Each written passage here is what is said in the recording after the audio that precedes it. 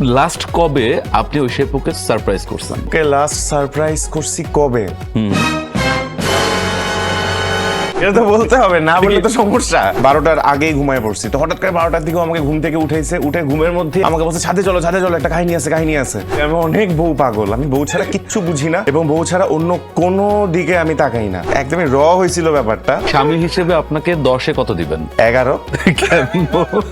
ওই যে on camera 11। Of ক্যামেরায় কত দিবেন? যখন আমি ফ্রি পাচ্ছি তখন ঐশী ব্যস্ত, যখন ঐশী ফ্রি পাচ্ছে তখন আমি ব্যস্ত। ও সারপ্রাইজ দেওয়াতে বেস্ট।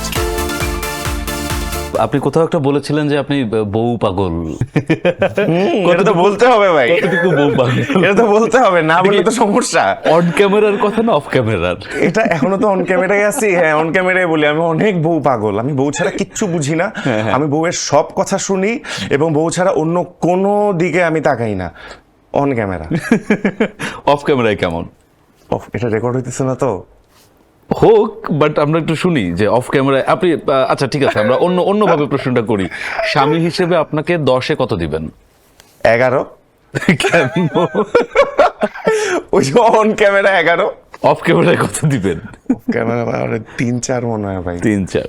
ওকে, লাস্ট কবে আপনি ওই শেপুকে সারপ্রাইজ করছেন?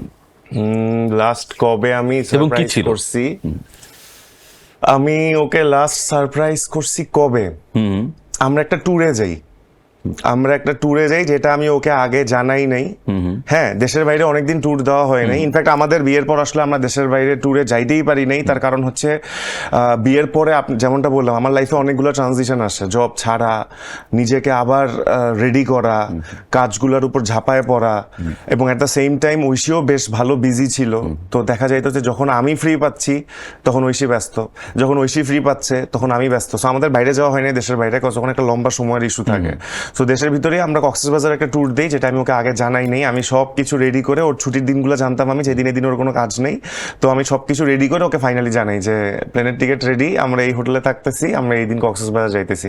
এবং ও অনেক খুশি হয়েছে, ও অনেক ঘুরতে পছন্দ করে। কারণ ও বাংলাদেশে সব জায়গায় কাইন্ড অফ, আমি বলবো 64 জেলার মনে হয়, এখন তো মনে হয় একটু বাড়ছে জেলা। তো হ্যাঁ, 65 জেলার এখন এরকমই শুনতেছি। আমরা তো ছোটবেলায় বইতে পড়ছি 64 জেলা। তো ও 64 ধরে নেই, ও মোটামুটি সব জেলায় প্রোগ্রাম করছে। বাট যেটা হয় যে সব সময় ও প্রোগ্রামে যায় ওর গার্জিয়ানের সাথে, তো আসলে কখনোই প্রোগ্রাম করে কোথাও খুব একটা ঘোরা হয় নাই। তো বাংলাদেশে এখন ধরেন যদি ময়মনসিংহেও যাই, আমার সাথে যখন ঘুরতে বের হয় ও পুরো বাচ্চাদের মতো করে, অ্যাজ ইফ ময়মনসিংহ অনেক সুন্দর, ও আগে দেখে নাই। সো ওইটা আসলে লাস্ট সারপ্রাইজ ছিল ওকে দেয়া। ঐশী আপু লাস্ট আপনাকে কবে সারপ্রাইজ করছে? ঐশী প্রতিনিয়ত সারপ্রাইজ দেয়। He is very good at giving you surprises. ও হুটহাট, হয়তো আমি জানি ও আজকে বাসায় কোনো কিছু রান্না বান্না করে নাই, বাইরের থেকে অর্ডার দিতে হবে, বাসায় গিয়ে দেখি ও কিছু একটা খুব ভালো রান্না করে রাখছে। ও সারপ্রাইজ দেওয়াতে বেস্ট। তারপর হয়তো হঠাৎ করে ও আমার জন্য কিছু একটা কিনে নিয়ে আসছে, আমাকে বলে নাই। কিংবা আমাদের স্পেশাল ডেগুলাতে হঠাৎ করে, যেমন আমার বার্থডেতেও একবার কি করছিল, আমাদের বাসার ছাদে ও ছোট করে একটা ক্যান্ডেল লাইট ডিনারের আয়োজন করছিল নিজে একদম, মানে একদমই হয়েছিল ব্যাপারটা। এবং আমি জানতাম না, আমি ঘুমায় পড়ছি বার্থডের দিন আগে। হ্যাঁ, মানে 12টার আগেই ঘুমায় পড়ছি। তো হঠাৎ করে 12টার দিকেও আমাকে ঘুম থেকে উঠে ঘুমের মধ্যেই আমি বাসার জামা কাপড় পরেই আমাকে বলছে ছাদে চলো, একটা কাহিনী আছে। বাসার ছাদে উঠে গিয়ে দেখি যে ওখানে ছোট করে একটা ক্যান্ডেল লাইট ডিনারের আয়োজন করছে। তো she is very good at giving surprises and I can never beat her in this case.